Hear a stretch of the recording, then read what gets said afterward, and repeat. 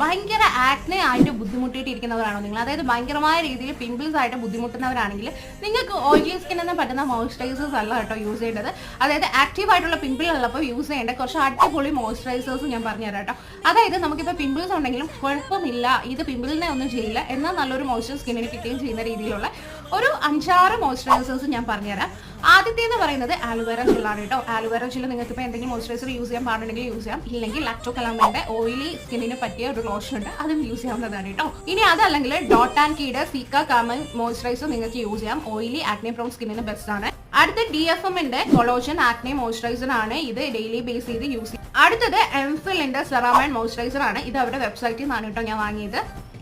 ഹൈലോ ജെല്ലാണ്, അതായത് hydraulic acid ജെല്ലാണ് കേട്ടോ, ഇതും നിങ്ങൾക്ക് ആക്നെ ഉണ്ടെങ്കിൽ നല്ലതാണ്. Last but not the least ഇതാണ് ഫ്ലിക്സിന്റെ ആക്റ്റീവ് ആക്നെ ഉള്ള മോയ്സ്ചറൈസർ ആണ്, ഇതും നിങ്ങൾക്ക് ഓയിലി ആക്നെ പ്രോൺ ആയിട്ടുള്ള സ്കിൻ ആണെങ്കിൽ യൂസ് ചെയ്യാം കേട്ടോ.